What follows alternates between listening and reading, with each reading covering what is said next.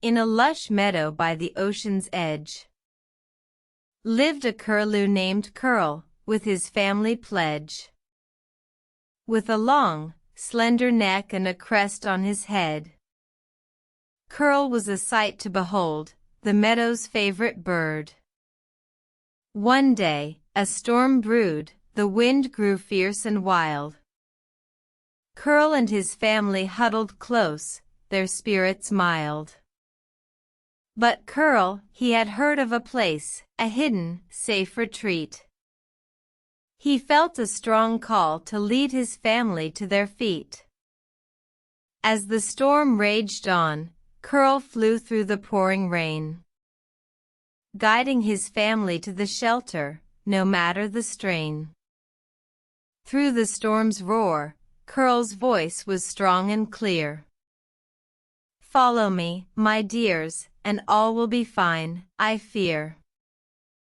But amidst the chaos, young Curl's brother fell, lost in the storm's fury, a sight that made Curl swell.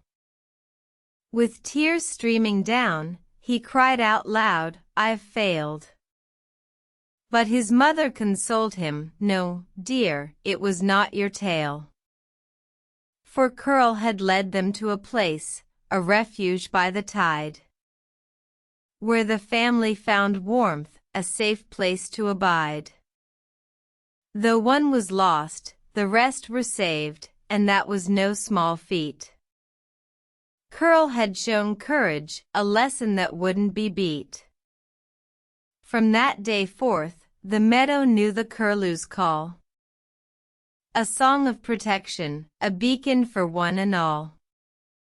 When the storms of life come, and worry takes hold, remember Curl, and stand tall, brave and bold. In every challenge, remember the curlew's cry. Stand for your family, and face the stormy sky. For it's not about perfection, but standing up for what's right.